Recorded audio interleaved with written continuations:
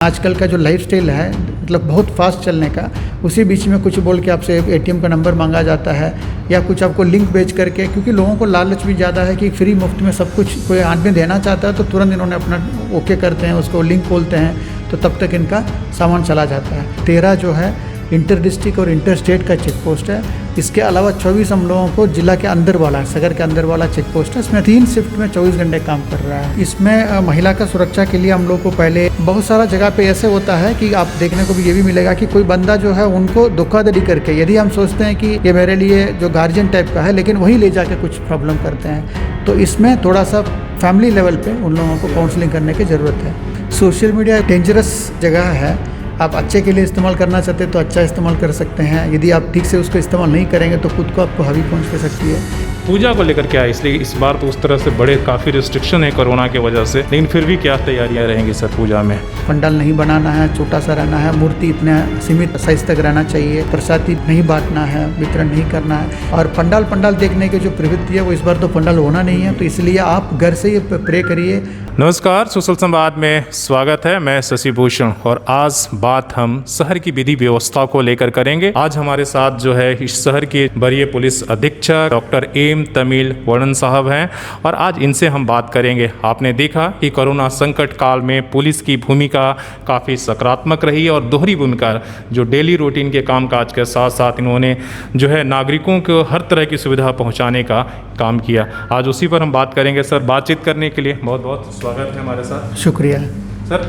बात यह है कि विधि व्यवस्था को लेकर ऐसा देखा जा रहा है शहर में कि लगातार जब भी कोई घटना घट रही उसके बाद तुरंत पुलिस उस मामले में उद्भेदन तो कर पा रही, पकड़ ले रही है, लेकिन जो है क्राइम जो है वो रुक नहीं रहा, छिनतई के मामले बढ़ गए हैं। क्या इसका कारण हो सकता है और क्या एक्शन रहेगा? ये जामशेदपुर जो लोक नगरी है ये शुरू से ही इंडस्ट्रियल एरिया रहा है और हमेशा छोटा मोटा क्राइम्स होती रहती है।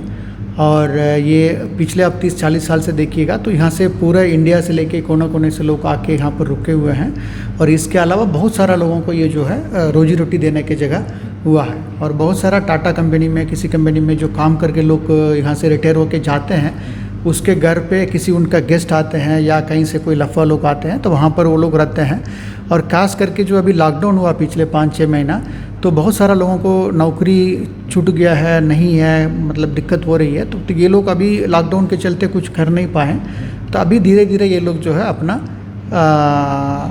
जो रास्ता है, जनरली ये लोग करते आ रहे थे, हम लोग जेल भेजते थे, फिर स्पीडी ट्रायल में इन लोग को सजा दिलाते थे, ऐसे करके लोग पहले शांत थे। तो अभी इनका प्रॉब्लम जो है बढ़ते जा रही है। और ये जनरली क्राइम बढ़ने के बाद नहीं है, क्राइम पहले भी होता रहा, बीच में लॉकडाउन के चलते आपको नज़र नहीं आया, लेकिन हम लोग इसमें लगातार अंकुश लगाने के लिए प्रयास कर रहे हैं। अब देखे भी होंगे कि जो भी कांड हुआ है, यदि रेप हो या डकैती हो, तो इसमें लगातार हम लोगों को सक्सेस भी मिलती आ रही है। हाँ, 24 घंटे के अंदर और 48 घंटे के अंदर हम लोग इसको उद्भेदन करते हैं, जेल भेजते हैं, निगरानी का कार्रवाई, बहुत सारा प्रस्ताव सीसीए किए हैं। और बीच में हम लोगों का अभी भी जो है टोटल 350 का हमारे पास जो 5 डीएसपी, करीब 8 इंस्पेक्टर और थाना प्रभारी जवान लोग जो है कोरोना पॉजिटिव संक्रमित हो गए हैं। अभी भी हमारा जो है 18 लोग पॉजिटिव है, लेकिन करीब 150 के आसपास ये लोग जैसे पॉजिटिव होकर नेगेटिव हुए हैं तो फिर अभी 14 दिन क्वारंटाइन में हैं।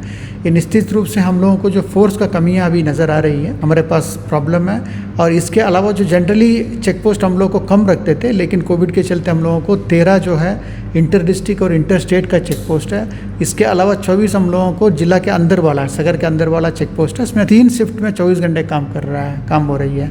तो इसमें हम लोग पूरे लगे हुए हैं और निश्चित रूप से जो भी बंदे इसमें क्राइम में इन्वॉल्व हैं, पुराना क्रिमिनल है, जेल से निकलते हैं, तो फिर उन लोग को हम लोग वेरीफाई कराते हैं और हम लोग इसमें लगे हुए हैं। जल्दी ही इस चीज़ को हम लोग और बेहतर बनाने के लिए कोशिश कर रहे हैं। बहुत ही सराहनीय पहले सर, लेकिन एक सवाल यहाँ देखा जाता है, जिससे जमशेदपुर में जो है बड़े क्राइम का वजह एक देखा जाता है कि यहाँ जो ज़मीन है 99% ज़मीन जो है इलीगल, अवैध और सरकारी भूमि है और इसमें बड़े बड़े लोग जो है उसमें इन्वॉल्व है और इसके वजह से ज़्यादा कुछ होता है। तो क्या कुछ जो भूमाफिया हैं या सरकारी भूमि ये कारोबार करने वाले हैं उन पर कुछ नकेल कसने की कुछ ऐसे एजेंडा है, इसलिए कि टाइम पर पुलिस करती रहती है?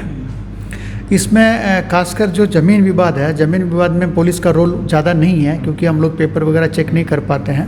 मेनली कहीं भी जो ज़मीन का विवाद होती है तो इधर हम लोग 144 के लिए एसडीओ को सिफारिश करते हैं, या नहीं तो जो 144 होता है उसको हम लोग 2 महीना तक निगरानी में रखते हैं। और खासकर डायरेक्टली रोल हमारे पास नहीं है। यदि वहाँ पर कुछ मारपीट होने का ना संभावना रहता है तो 107 का कार्रवाई करते हैं, नहीं तो फिर कुछ इन लोगों के बीच में धोखाधड़ी और किसी चीज़ होने पे क्रिमिनल केस करके हम लोग इसमें अनुसंधान शुरू करते हैं। खासकर हमारा जो मांगो है, बागबेड़ा है, बिरसा नहर है, तो इसमें अनाबत बिहार का जो ज़मीन है ज़्यादातर वही प्रॉब्लम क्या है कि उसमें किसी का ओनरशिप नहीं है, किसी बंदे के पास ना म्यूटेशन है, रजिस्टर 2 का कोई कतियान में नहीं है, तो ये लोग सिर्फ डीड पे अपना एक रजिस्टर करके आगे से बेचते रहते हैं। निश्चित रूप से ये जो किसी का बल है वो अपना आगे इसमें बढ़ जाता है और लोगों को भी उस चीज़ को नहीं खरीदना चाहिए, लेकिन लोग पैसा दे के उसको खरीद रहे हैं। कहीं ना कहीं बीच में भविष्य में उन लोग उसमें प्रॉब्लम में फंस जा रहे हैं। तो हम लोग रिसेंटली डीआईजी रेंज के द्वारा एक जांच कमेटी भी हम लोग इसमें किए हैं, तो उसमें जांच भी इसमें चल रही है। निश्चित रूप से जिला प्रशासन और पुलिस ये दोनों मिलकर हम लोग जो है ये अवैध धंधा या नहीं तो कोई बंदे इसमें बड़े लेवल पे जो लोग हैं उन लोगों के खिलाफ में हम लोग अच्छी तरह कार्रवाई करने में सफल रहेंगे। सर, महिलाओं को लेकर आप देख रहे हैं पूरे देश भर में एक बार जो छेड़खानी के मामले हैं उसको लेकर बवाल मचा हुआ। 2012 में निर्भया को लेकर हुआ था, फिर से एक बार ये होने लगा, हर जगह हो रहा है। तो महिलाओं को सुरक्षा मिल पाए ऐसा कुछ हम लोग विशेष चलाएंगे अभियान? इसमें महिला का सुरक्षा के लिए हम लोग को पहले काफ़ी सारा ये था, जैसे शक्ति ऐप है, अभी भी शक्ति ऐप काम कर रही है। उसके अलावा पिंक पेट्रोल का एक कॉन्सेप्ट था, मतलब कि पिंक कलर का गाड़ी में कॉलेज और ये स्कूल और वर्किंग वुमन इन लोगों को सुरक्षा देने हो, तो वो कोविड के चलते हम लोग कुछ दिन उसको बंद कराएं। और इसके अलावा जो ओवरऑल देखने पे जो है हमारा ज़िला में करीब 3 या 4 घटना पिछले 2 महीना में हो चुकी है। तो ओवरऑल सोसाइटी में एक गिरावट देखने को मिल रही है। कोई मतलब पेशेंस नहीं है लोगों के बीच में, कोई जो है अपना दूसरे आदमी के बारे में कोई इनका सोच अच्छी नहीं है, ये थोड़ा सा चिंताजनक है। तो इन लोगों को पेरेंट्स का भी इसमें बहुत सारा सराहनीय रोल रहना चाहिए ताकि रात में जो है लड़का लोग लफा लोग नहीं घूमें। और इसके अलावा हम लोगों का जो भी घटना हो रही है तो इसमें हम लोग हर बार व्हाट्सएप के माध्यम से, मोबाइल के माध्यम से, हमारा ट्विटर हैंडल के माध्यम से, फेसबुक के माध्यम से हम लोग कैसे सुरक्षित रहना है और साइबर क्राइम से कैसे बच्चे लोग सुरक्षित रहना है। और अब एक जगह हम जा रहे हैं और क्या क्या हम लोग को मोबाइल पे हम लोग सेटिंग करा सकते हैं, वो ये सब चीज़ हम लोग प्रयास कर रहे हैं, बता रहे हैं उन लोगों को। और बहुत सारा जगह पे ऐसे होता है कि आप देखने को भी ये भी मिलेगा कि कोई बंदा जो है उनको धोखाधड़ी करके, यदि हम सोचते हैं कि ये मेरे लिए जो गार्जियन टाइप का है, लेकिन वही ले जाके कुछ प्रॉब्लम करते हैं। तो इसमें थोड़ा सा फैमिली लेवल पे उन लोगों को काउंसलिंग करने की ज़रूरत है। सर, जैसे साइबर क्राइम की बात करें कि ये तो अभी ये हो रहा है कि हर तरह के मामले, वो फाइनेंशियल फ्रॉड का मामला हो या महिलाओं से छेड़खानी का मामला, बहुत का आजकल डिजिटल ही हो रहा है, फेसबुक पर हो रहा है, सोशल मीडिया पर हो रहा है। तो उसको लेकर, डिजिटल को लेकर, इसलिए कि अभी भी हम लोग काफ़ी उस तरीके से आईटी लेवल पर इतने ये नहीं हैं, तो डिजिटल क्राइम को कैसे रोक पाएँ और इस तरह के छेड़खानी को लेकर, सोशल मीडिया पर आज बहुत कुछ हो रहा है। सोशल मीडिया डेंजरस जगह है, आप अच्छे के लिए इस्तेमाल करना चाहते हैं तो अच्छा इस्तेमाल कर सकते हैं, यदि आप ठीक से उसको इस्तेमाल नहीं करेंगे तो खुद को आपको हावी पहुंच कर सकती है।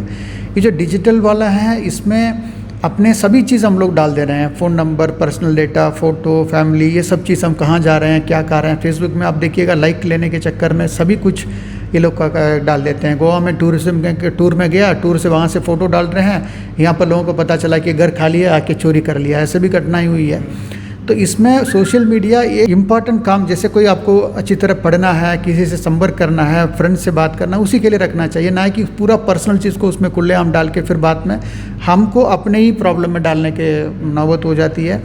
और इसके अलावा इसमें जो भी गाइडलाइंस है, कैसे यूज़ करना है, क्या आपको एंटीवायरस यूज़ करना है लैपटॉप में या अपना मोबाइल पे, फिर इसमें कौन साइट अच्छा है, कौन साइट बुरा है। और आप देख सकते हैं कि हम लोग खुद पढ़े लिखे हैं, लेकिन उन्हीं लोगों से साइबर ठगी भी हो जा रहा है, कहीं ना कहीं रूप में इमोशनल ब्लैकमेलिंग होता है उसमें, कहीं ना कहीं अपने आजकल का जो लाइफस्टाइल है, मतलब बहुत फास्ट चलने का, उसी बीच में कुछ बोल के आपसे एटीएम का नंबर मांगा जाता है या कुछ आपको लिंक भेज करके, क्योंकि लोगों को लालच भी ज़्यादा है कि फ्री मुफ्त में सब कुछ कोई आदमी देना चाहता है तो तुरंत इन्होंने अपना ओके करते हैं, उसको लिंक खोलते हैं, तो तब तक इनका सामान चला जाता है। तो इसलिए कोई भी चीज़ आपको जो मूल्य से कम मिलता है, आपको सदर करना चाहिए कि किस कारण के लिए हम लोग को प्रलोभन दिया जा रहा है। अदरवाइज हम लोग हमेशा फंसने के काम है। और केस होने के बाद बहुत ही बड़ा प्रॉब्लम है, क्योंकि फेसबुक का सर्वर है यूएसए में रहता है, व्हाट्सएप का सर्वर यूएसए में रहता है, हर चीज़ हम लोग ट्रैक करके लेने में काफ़ी समय हम लोग को लगता है। और डिजिटल एविडेंस प्रूव करने में भी कोर्ट में हम लोगों को काफ़ी सारा उसमें समय लग जाता है, काफ़ी सारा एक्सपर्टीज़ भी हो जाता है। तो आप देखेंगे ट्विटर में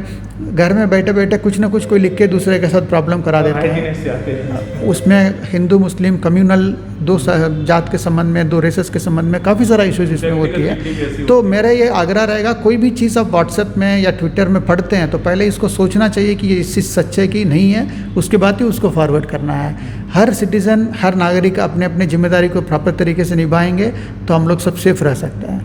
पूजा को लेकर क्या है, इसलिए इस बार तो उस तरह से बड़े लेवल पर यहाँ पर पूजा कोलकाता के बाद यहाँ पर जमशेदपुर में होता है, लेकिन इस बार काफ़ी रिस्ट्रिक्शन है कोरोना की वजह से। लेकिन फिर भी क्या तैयारियाँ रहेंगी सर पूजा में, लेकिन मेला का तो आयोजन होगा नहीं। ये तो स्पष्ट झारखंड सरकार द्वारा state disaster management authority chief secretary महोदय द्वारा जो इसमें पूरा गाइडलाइंस दिया गया है, लंबा चौड़ा गाइडलाइंस है।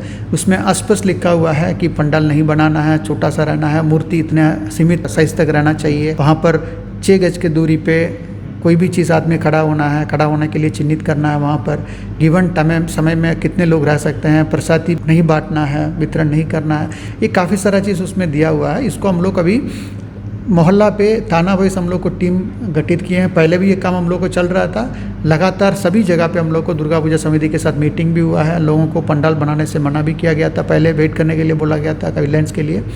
तो इस बार जैसे अभी हम लोग कुछ कंफर्टेबल पोजीशन में हैं क्योंकि थोड़ा सा कोरोना का इन्फेक्शन कम हुआ है, लेकिन इसमें हम लोग को लाचार लेने की ज़रूरत नहीं होना चाहिए क्योंकि दुर्गा पूजा के बाद इसका दूसरा वेव भी आने की संभावना 100% है। तो इसमें हम लोग अभी जिला लेवल पे एक मीटिंग कराएंगे, मीटिंग करा के लोगों को इस चीज़ को बताएंगे कि आप दुर्गा माँ से जो प्रे करने के लिए जा रहे हैं तो वो तो घर में भी बैठ के आप कर सकते हैं, और पंडाल देखने की जो प्रवृत्ति है वो इस बार तो पंडाल होना नहीं है, तो इसलिए आप घर से ही प्रे करिए।